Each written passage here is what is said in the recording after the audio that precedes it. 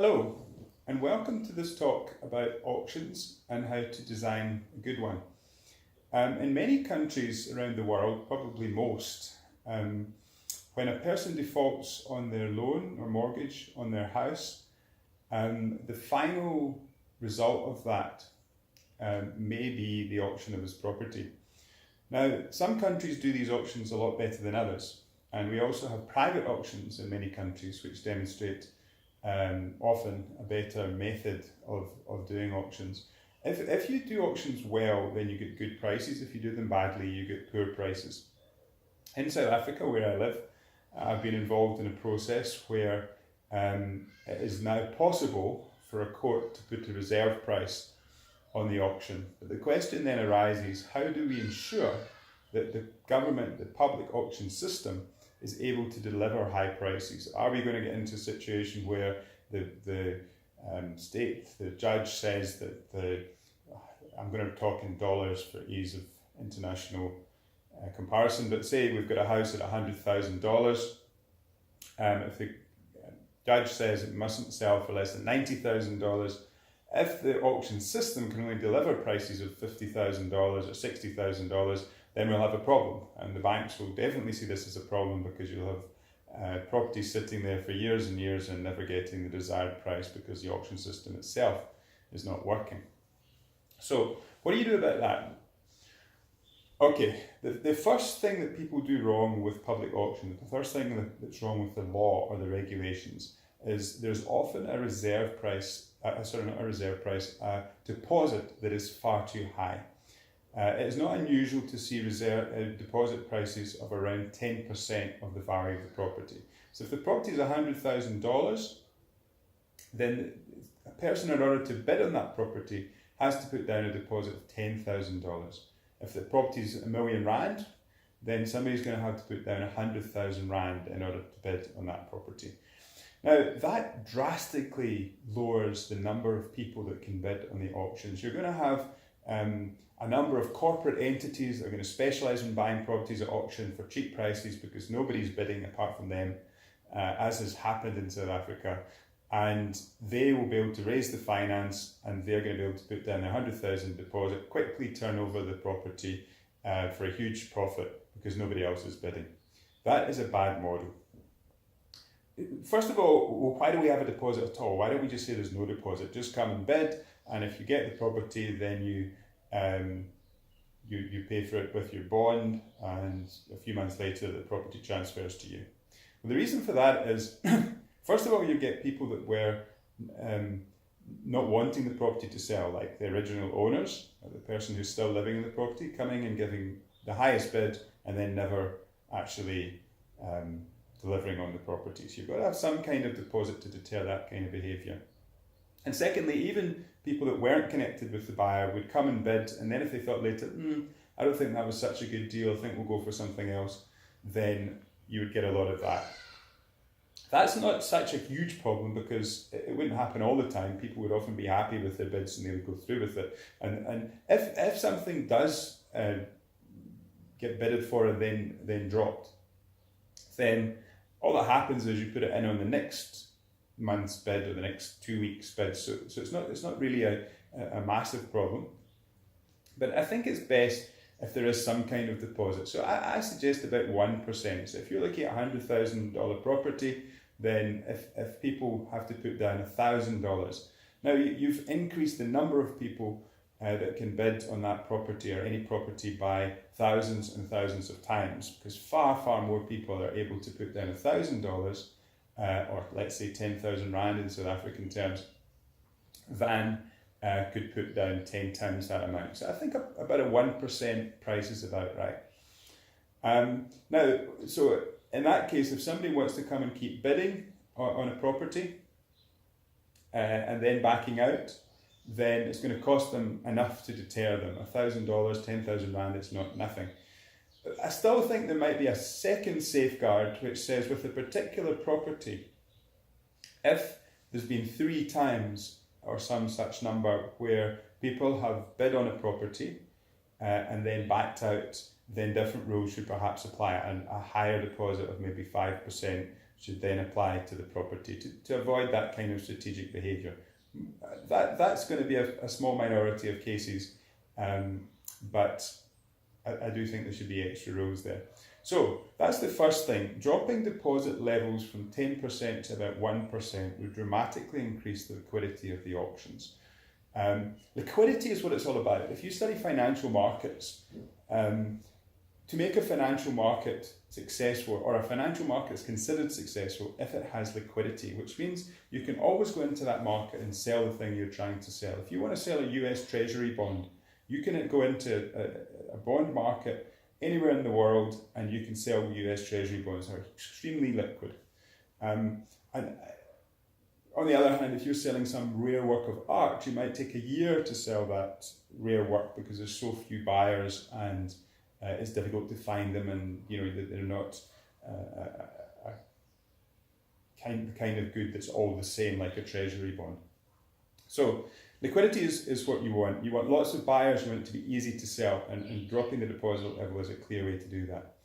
Another way to do that is to move into the electronic age. It's ridiculous sometimes that there's processes that have been in the private sector completely internetized, digitized for 20 years, and in the public sector these things are still running on paper systems.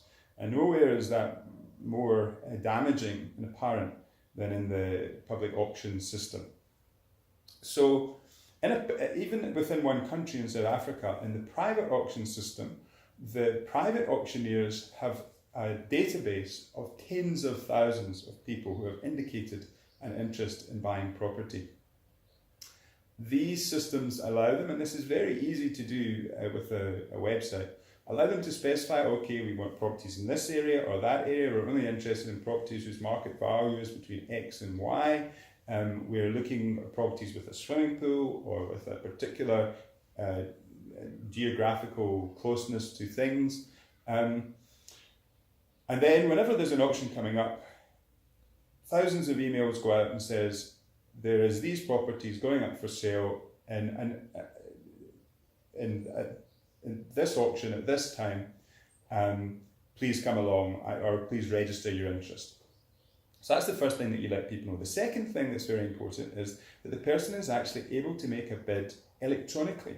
So they don't actually have to come to the auction to make a bid. As long as they put their deposit down, then they're able to put a bid. And that bid, the highest bid that's been made before the auction, becomes the starting price for the auction itself.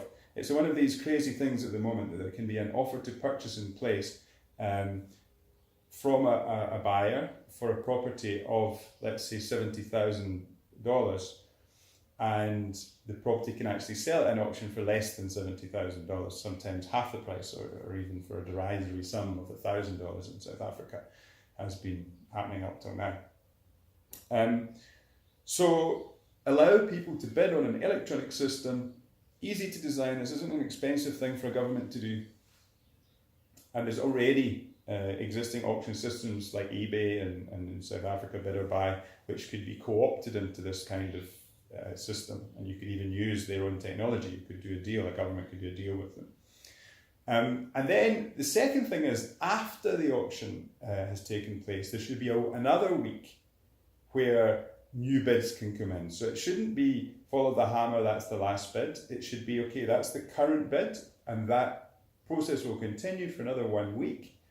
And people who are interested in that property, even if they didn't come to the auction, even if they didn't bid on the auction, are told, if they want to be told, they tick a box on the website and say, we want to be told what the price was. And then the price comes in, okay, the price for this property was $80,000, and then people say, I think actually that property is worth $90,000, so I'll put in a new bid now. So you've got a week after the auction as well. Now this is a bit analogous to what they do in America with redemption prices, redemption laws. So in some states, particularly Western states in America, you can actually a number of months later redeem back your own property. So it deters properties selling for derisory prices, because if so, you'll go to one of them specialised finance companies and they'll help you buy it back. So only if the property sells for a reasonable amount and the seller, the person whose house has been sold by the bank, feels that the bond's cleared, the mortgage is cleared, and they're able to continue with their lives, we'll then say, okay, let it go. But if it was a really small price, then it's worth them going to the trouble of buying it back themselves. But this is similar. It's saying after the auction. Now, in some Western states, it can be a year, at least a few months, and sometimes a month, where they can buy it back. I think that's too long. But at least have a week or maybe 2 weeks after the auction where people can come back and say, this was a really small price, I'll either buy it back myself, or somebody else comes along and says this was too small a price, I'll bid more, will ensure in getting higher prices. So these are ways to use IT. It could be done with a paper system in the short term, so people could submit paper bids and not come to the auction, and these bids could be, it might be a way to start before the technology is in place. And again, the sheriff takes paper bids after the auction as well, and the next week, and then finally says, okay, the highest bid was this. But I think in this day and age, we really need to get to a situation where we look at an electronic system that does this kind of thing. So that would greatly increase the liquidity of auctions. The next thing is to have auctions on a day where people can actually come. So not a weekday when everybody's at work, but a weekend or an evening, or sometime where members of the public can actually attend. Obviously, if there's an electronic system, it's not quite so key to do this, but nevertheless, it's better to have a time when people can actually come to the auction. I should say that while in South Africa anyway, we see auctions as places where people get things for very cheap. That is not the case with all auctions. Sometimes auctions are a means of ensuring a higher price. For example, if you think of treasury bond auctions in the States, for example, it's a very liquid market, and it's the idea of it is to get the highest price for the government on treasury bonds. Britain auctioned off its cell phone licenses many years ago, in the 80s I think it was, maybe the 90s, which raised the maximum price that they could get from telecom companies to be allowed to come in and put in the cell phone infrastructure. So it's not intrinsic that auctions are a bad way to sell things. However, another way, which usually involves a change in law, these things involve a change in law as well, is to allow an estate agent to sell the property rather than selling it at public auction. This could be combined actually with public auctions, whereas estate agents are allowed to go out and market the property to their clients, and then all the people who the different estate agents have brought to the property and showed it round, all come to the auction and all bid with the guidance of their estate agents. And again, this is basically the Australian system, and it leads to better prices being raised for everyone involved. So these small changes in the way that auctions are run would actually have huge effects in ensuring that properties are actually sold for a good price, where legislation is not in place to ensure that, absolutely. And even if legislation is in place, you still need a system to deliver it. So that is the way to set up auctions, to sell people's properties or cars or any other types of good for proper market prices or close to, instead of very small prices like we've been seeing in South Africa in the last 20 or 30 years. Thank you.